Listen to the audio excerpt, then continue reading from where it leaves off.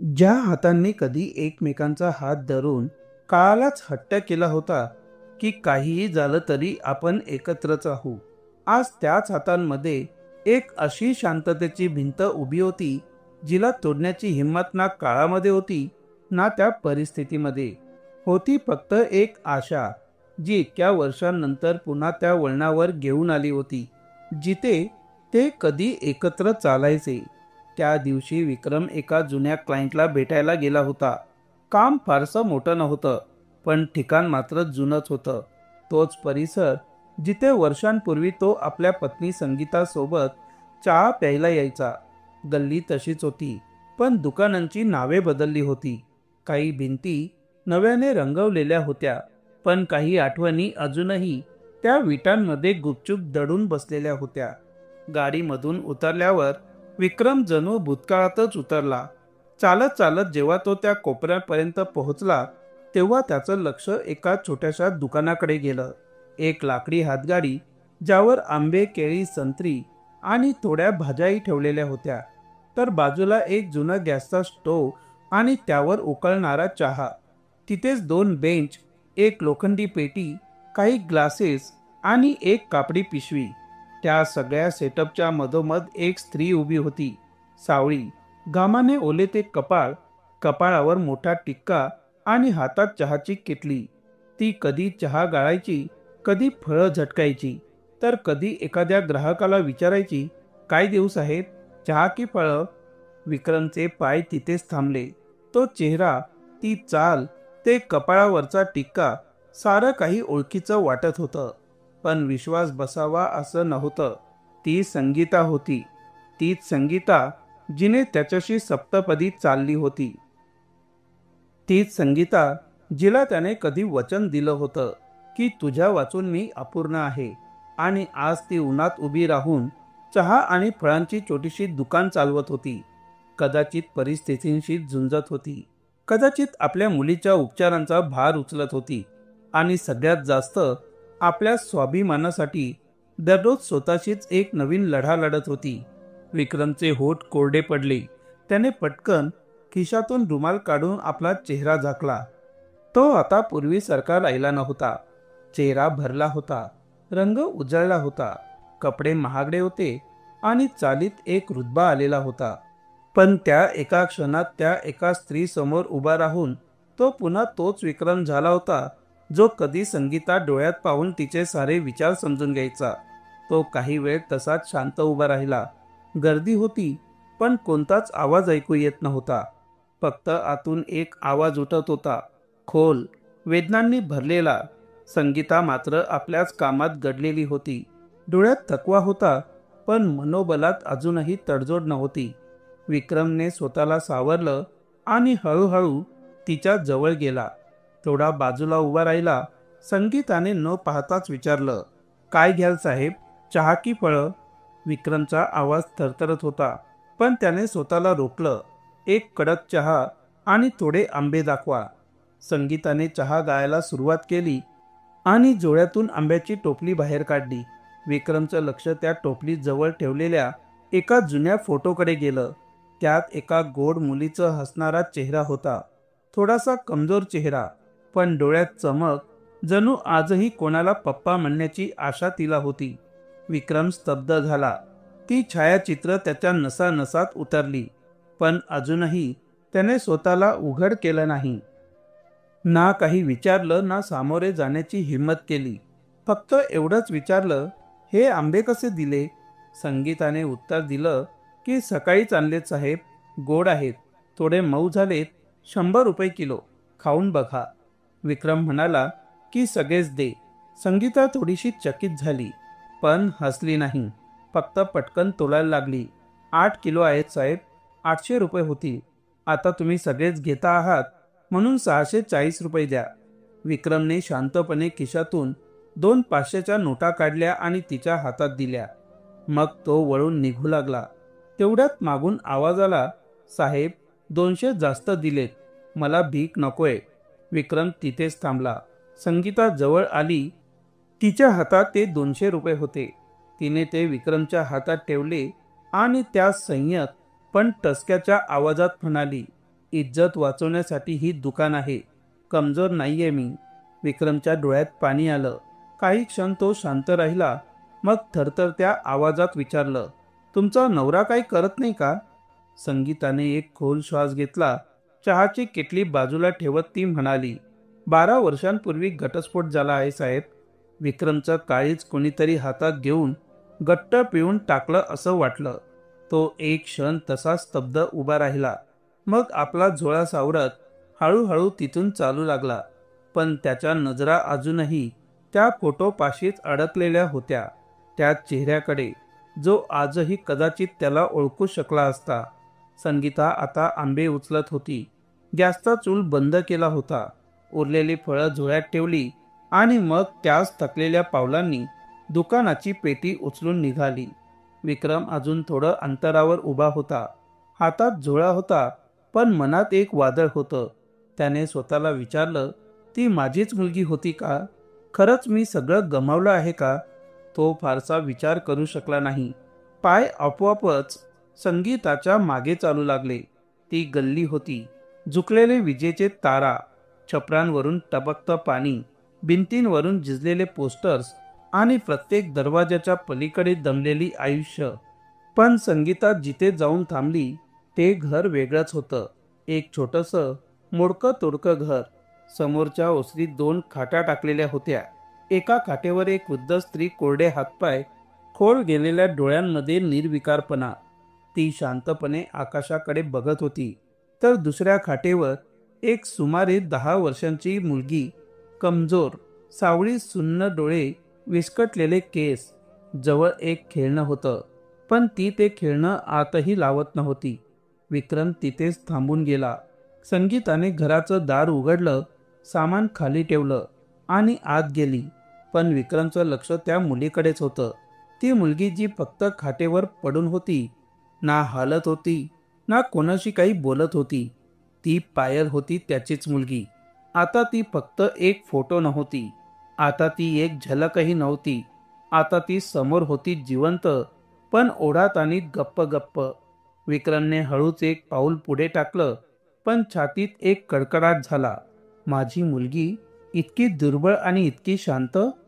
त्याच्या डोळ्यांसमोर तो दिवस उभा राहिला जेव्हा पायल 1 वर्षाची होती आणि त्याच्या कुशीतून खाली यायचं नावच घेत नव्हती.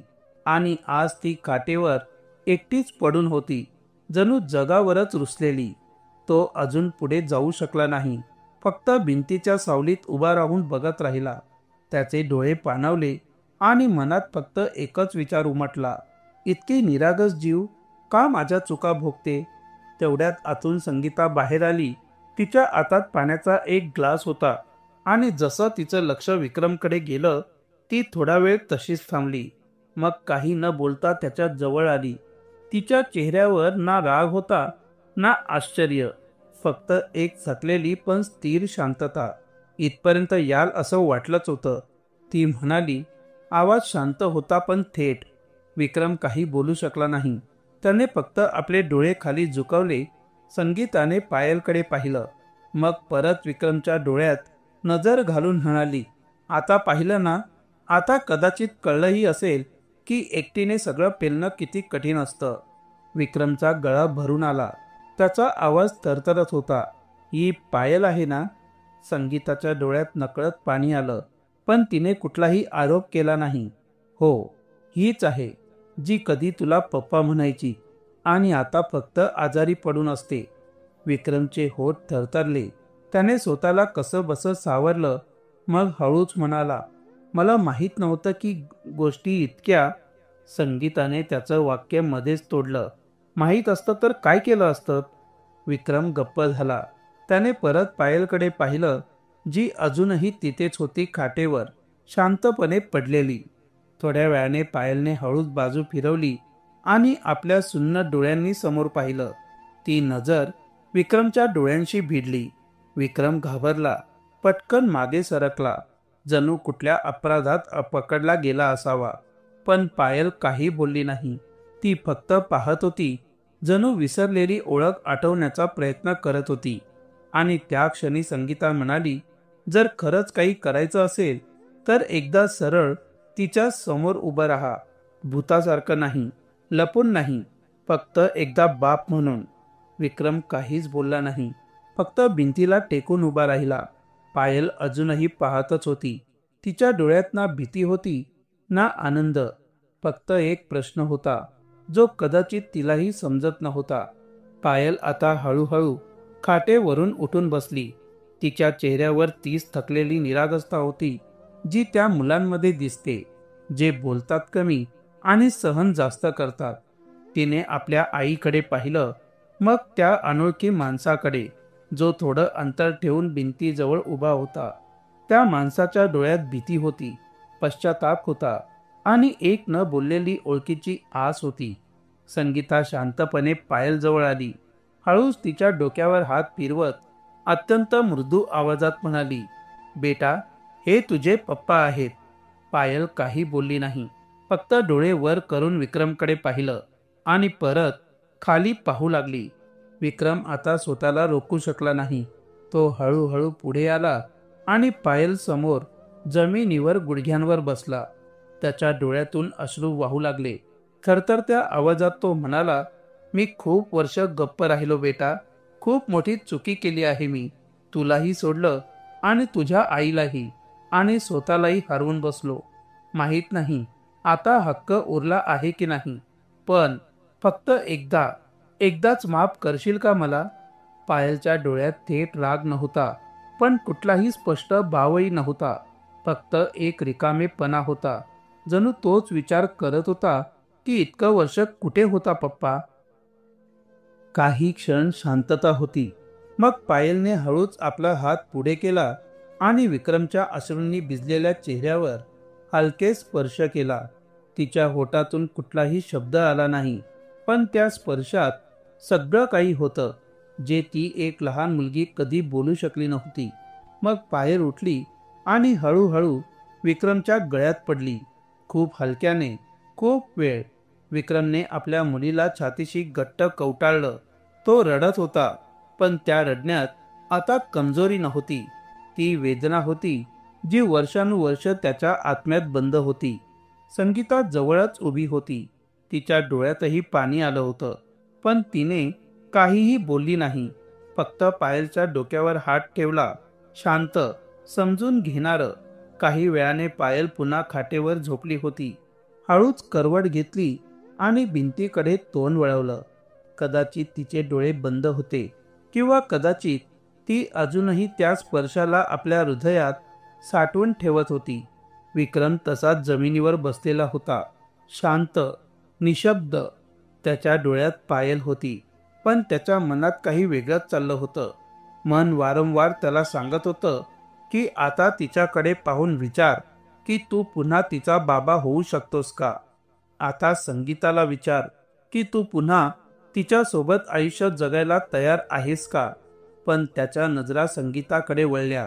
ती अजूनही तशीच शांत उभी होती. ना कुठला इशारा, ना कुठली थांबवण्याची चाहूल. फक्त त्या पापण्यांमध्ये वर्षांची थकवा होती, ज्याला कुठल्याही स्पष्टीकरणाची गरज नव्हती.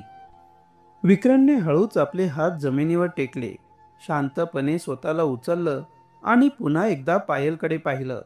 त्याला काही बोलायचं होतं, पण जे शब्द होठांवर आले होते ते हृदयातल्या वेदनेत विरघळले आणि परत गेले. तो वळला, एक पाऊल पुढे टाकलं, मग थांबला, जसं काही मन मागे खेचत होतं. पण होठ म्हणत होते, अजून नाही. त्याने कोणतीही आवाज न करता गल्लीतून बाहेर पाऊल टाकलं. ना दार वाजवलं, ना अलविदा म्हटलं, फक्त निघून गेला. जणू काही हरून नाही, तर एखाद्या काळाच्या कर्जाची परतफेड करण्याचं वचन घेऊन. गाडी जवळ पोहोचला, दरवाजा उघडला, पण बसण्याआधी एकदा आकाशाकडे पाहिलं. शांत, सुन्न आकाश, निवांत हवा आणि खोल आतून येणारा एक आवाज, तू परत येशील ना. त्या रात्री विक्रम झोपू शकला नाही. तो उशा पालटत राहिला. डोळ्यांसमोर फक्त एकच चेहरा होता, पायलचा. ती नजर जी काही बोलली नव्हती, पण सगळं काही सांगून गेली होती. त्याने उशाशी डोकं ठेवलं, पण झोप जणू त्या मुलीकडे गेली होती, जिला भेटण्यासाठी त्याला तब्बल 9 वर्ष लागली होती. त्याने स्वतःलाच म्हटलं, आज मी फक्त पाहून परत आलो, पण आता द्यायचं आहे ते प्रेम, ती साथ आणि तो सन्मान जो एका मुलीला सगळ्यात आधी तिच्या पप्पांकडून मिळायला हवा. ती रात्र झोपेत नव्हे, डोळ्यांमध्येच संपली. विक्रम पलंगावर पडूनच होता, बाजू बदलत होता आणि वारंवार ते क्षण डोळ्यांपुढे येत होते. पायलचं ते शांतपणे गळ्यात पडणं आणि संगीताचे डोळे ज्यात प्रश्नही होते आणि कदाचित उत्तरही. सकाळ झाली आणि विक्रम उठून उभा राहिला, पण आता त्याच्या पावलात भीती नव्हती, तर ठामपणा होता. तो थेट त्या कोपऱ्यावरच्या दुकानात गेला जिथून तो पूर्वी संगीतासाठी बांगड्या घ्यायचा. आज पहिल्यांदा त्याचे हात थरथरले नाही, उलट त्याच्या चेहऱ्यावर एक शांत संयम होता, जो फक्त वेळेकडून खूप काही शिकूनच मिळतो. त्याने एक छोटंसं पाकिट तयार करून घेतलं. त्यात होत्या काही रंगीत बांगड्या, एक जोड कानातले आणि एक साधं मंगळसूत्र. काहीही मौल्यवान नव्हतं, पण त्या प्रत्येक गोष्टींमध्ये एक अपूर्ण नात्याची भरपाई लपलेली होती. तिथून तो थेट किराणा दुकानात गेला. दूध, फळं, औषधं, बिस्किट्स, काही पुस्तकं आणि एक छोटीशी बाहुली, सगळं स्वतःच्या हाताने भरून घेतलं. त्याला आज हे नको होतं की कोणतीही मुलगी त्याला फक्त एकदा मिठी मारणारा अनोळखी समजावा. आज तो पूर्णपणे पप्पा म्हणून परत जायचं ठरवूनच निघाला होता. दुपार कलायला लागली होती. ऊनही आता थोडं सौम्य झालं होतं. विक्रमने कारचं डिक्की बंद केली आणि परत त्या गल्लीकडे निघाला, जिथे काल त्याला त्याचंच प्रतिबिंब भेटलं होतं, अस्सल, कडवट आणि सत्य. गल्लीत अजूनही तेच दृश्य होतं, टपकणाऱ्या टाक्या, चिंचोळे दरवाजे आणि प्रत्येक चौकटीत दमलेलं जीवन. पण आज विक्रमचं चालणं वेगळं होतं. काल त्याचे पाय थरथरत होते, आज त्याच्या पावलांमध्ये आत्मविश्वास होता. संगीता घराजवळ आली होती आणि दुरूनच विक्रमला पायल खाटेवर बसलेली दिसली. आज ती झोपलेली नव्हती, बसून जुनी कॉपी उघडून काहीतरी लिहित होती. तिच्या शेजारी तेच जुने खेळणे ठेवलेले होते, ज्याला कदाचित वर्षांपासून कोणी स्पर्शही केला नव्हता.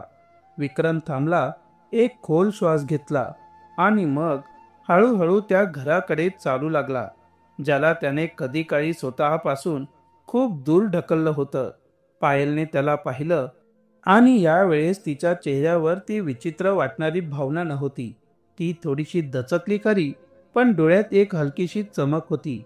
पप्पा, तिने हळू आवाजात म्हटलं. विक्रम थांबू शकला नाही. त्याने लगेचच हात पसरले आणि पायल धावत येऊन त्याच्या मिठीत सामावली. यावेळी ती बिलगण्यामध्ये संकोच करत नव्हती. जणू तिला आता विश्वास बसला होता की ही मिठी फक्त एका क्षणापुरता नव्हती, तर आता रोजचीच होई. तो तिला उचलून घरात घेऊन गेला. संगीता दाराशीच उभी होती. ती त्याच्याकडे पाहत होती, ना हसत होती ना काही विचारत होती. फक्त डोळ्यात वर्षानुवर्षांच्या वाट पाहण्याचं गूढ शांततेचं अंतर होतं. विक्रमने पायलला खाटेवर बसवलं, मग गाडीच्या डिक्कीतून आणलेला पिशवी उघडली. औषधं, दूध, फळं, पुस्तकं, खेळणी, एक एक करून सगळं समोर काढलं. मग त्याने खिशातून एक छोटं पाकिट काढलं आणि संगीताकडे सरकवलं. हे तुझ्यासाठी आहे, त्याने हळूच म्हटलं. संगीता काही क्षण त्याच्याकडे पाहतच राहिली. मग पाकिट उघडलं आणि त्यात बांगड्यांमध्ये ठेवलेलं मंगळसूत्र पाहून थबकली. तिच्या डोळ्यात अश्रू आले. ती काही बोलायचा प्रयत्न करत होती, पण आवाज तिच्या आतच तुटून गेला. विक्रम तिच्या जवळ आला. अतिशय मृदू आवाजात म्हणाला, त्या दिवशी तू काहीच बोलली नाहीस, पण तुझ्या डोळ्यात मी पाहिलं होतं की तू अजून सगळं गमावलेलं नाहीयेस. जर तू मला माफ करू शकशील तर यावेळेस फक्त माझी मुलगीच नाही, मलाही पुन्हा आपलं समज. संगीता थरथरत होती. तिने हात पुढे केला, मंगळसूत्र घेतलं आणि बराच वेळ ते पाहत राहिली. मग हळूच म्हणाली, आजच्या नंतर जर परत ती चूक केलीस तर या बांगड्या पुन्हा कधीच हातात घालणार नाही. विक्रमच्या डोळ्यात पाणी आलं. त्याने डोकं खाली झुकवलं आणि फक्त एवढंच म्हणाला, यावेळी तुझ्याशी नाही, स्वतःशीही खोटं बोलणार नाही. त्या संध्याकाळी विक्रम पहिल्यांदा त्या घरात राहिला जिथे तो कालपर्यंत फक्त बाहेर उभा असायचा. विक्रमच्या डोळ्यात पाणी आलं. त्याने डोकं खाली झुकवलं आणि फक्त एवढंच म्हणाला, यावेळी तुझ्याशी नाही, स्वतःशीही खोटं बोलणार नाही. त्या संध्याकाळी विक्रम पहिल्यांदाच त्या घरात राहिला जिथे तो कालपर्यंत फक्त बाहेर उभा असायचा. आणि आज त्याच घरातून पायलच्या हसण्याचा आवाज येत होता. संगीता स्वयंपाकघरात गेली. चुलीवर चहा ठेवला होता. गॅसच्या मधुर आवाजासोबतच बांगड्यांची छनकही कानात घुमत होती. ते मंगळसूत्र आता तिच्या गळ्यात होतं, जे तिने कधी काळी अश्रूंमध्ये गमावलं होतं. पायल दाराजवळ बसलेली होती, नव्या पुस्तकांची पाने उलटवत, आणि मध्येच विक्रमकडे पाहून हसत होती. जणू प्रत्येक वेळेस तिच्या डोळ्यातून सांगत होती की आता कधीच जाऊ नको पप्पा. विक्रम खिडकीजवळ शांतपणे बसलेला होता. त्याच्या चेहऱ्यावर थकवा नव्हता, फक्त शांतता होती. खूप वर्षांनंतर त्याला ना पैशांची आठवण होती ना दुकानाची. फक्त 3 जीव दिसत होते जे आज एकत्र श्वास घेत होते. पण सुखाची खरी सुरुवात होण्याआधी काही अधुरे पानं बंद करणं आवश्यक होतं. दुसऱ्या दिवशी सकाळी विक्रम पुन्हा आपल्या दुकानात गेला. जसा तो आत गेला त्याचा मोठा भाऊ समोर आला. तो चेहरा, तीच तीव्रता, पण आता त्याच्या नजरेत प्रश्न होते. विक्रम, कुठे होतास 2 दिवस? फोनही बंद, दुकानाचं काम अडलंय. विक्रम शांत राहिला. हळूच खुर्ची ओढून बसला आणि त्या नेहमीपेक्षा अधिक स्थिर आवाजात म्हणाला, आजपासून हे दुकान आणि हे आयुष्य माझं असेल आणि माझ्या मर्जीने चालेल. भाऊ थोडा दचकला. हसण्याचा प्रयत्न करत म्हणाला, अरे काय बोलतोयस तू? याचा काय अर्थ? विक्रम त्याच्या डोळ्यात डोळे घालून म्हणाला, अर्थ असा आहे की आता मी माझे नातेसंबंध पुन्हा जगू इच्छितोय. माझे गुन्हे फक्त माफ नाहीत, सुधारायचे आहेत. भाऊ भडकला. पागल झालायस का? तुझं सगळं आम्हीच सांभाळलं, तू तर कुठलाच नव्हतास. तेव्हाच विक्रमने त्याचं वाक्य अर्ध्यात तोडलं. हो, मी कुठलाच नव्हतो, कारण मी स्वतःला हरवून बसलो होतो. आता मी स्वतःला परत शोधून काढला आहे. संगीता आणि पायलकडे जाऊन. भाऊ जोरात बोलू लागला, ती बाई जी तुला सोडून गेली? विक्रम उभा राहिला. एक पाऊल पुढे टाकलं. अगदी जवळ जाऊन म्हणाला, ती बाई नाही, ती ती आहे जी कधी माझं सगळं काही होती आणि जिला मी गप्प राहून गमावून बसलो होतो. आता मी गप्प बसणार नाही. भाऊ संतापून म्हणाला, मग काय, दुकान सोडून जाणार आहेस? विक्रमने हलकेशी स्मित हसू दिलं आणि म्हणाला, नाही, आता दुकान माझ्यासोबत चालेल, पण माणुसकीसह. फक्त पैशांच्या मागे धावत नाही, मुलीच्या हसण्यासोबत आणि पत्नीच्या सन्मानासह. भाऊ काहीच बोलू शकला नाही. खूप वर्षांनंतर त्याने आपल्या लहान भावाला एका खऱ्या पुरुषासारखं उभं पाहिलं होतं, जो आता झुकत नव्हता. त्या दिवशी विक्रम घरी परतत होता तेव्हा तो संपूर्ण रस्ता शांत होता, पण त्याच्या आतली शांती त्याच्या चेहऱ्यावर स्पष्ट झळकत होती. त्याने फळं घेतली, औषधं घेतली आणि 2 नवीन शाळेचे बॅगजही घेतले. आणि जेव्हा संगीता यांच्या घरी पोहोचला तेव्हा संगीता दाराशी उभी होती, जणू त्याचीच वाट पाहत होती. विक्रमने जोड्या ठेवल्या. पायलला आवाज दिला आणि हळू आवाजात म्हणाला, आता कोणीही तुला आम्हापासून दूर करू शकणार नाही. पायल धावत आली आणि त्याच्या कमरेला बिलगली. संगीताही मागून आली आणि विक्रमचा हात हळूच आपल्या हातात घेतला. ते तिघही शांत होते, पण त्या शांततेत आता दुःख नव्हतं, फक्त पूर्णतेची जाणीव होती. कथा इथेच संपत नाही, तर इथूनच एका नव्या प्रवासाची सुरुवात होते, जिथे विखुरलेली नाती पुन्हा एका खोलीत श्वास घेऊ लागली आणि एक तुटलेला माणूस पुन्हा एक बाप, एक पती आणि सर्वात आधी एक माणूस झाला. मित्रांनो, कधी कधी आपण गप्प राहतो आणि त्या शांततेत अशा काही गोष्टी घडतात ज्या आपले नाते आतून तुटवतात. पण जेव्हा वेळ दुसरी संधी देते तेव्हा ती शिक्षा देण्यासाठी येत नाही, तर एक आरसा घेऊन येते. ज्यामध्ये आपण पाहू शकतो की आपण किती काही गमावले आहे. आता तुमच्यासाठी एक प्रश्न, कधी तुम्हीही कुणाला फक्त यासाठी गमावलं आहे का की घरच्यांसमोर बोलू शकला नाहीत किंवा वेळेवर त्यांच्या सोबत उभं राहू शकला नाहीत? कृपया खाली कमेंटमध्ये जरूर सांगा. आणि तुम्हीही आज कोणाच्या परत येण्याची वाट पाहत आहात का?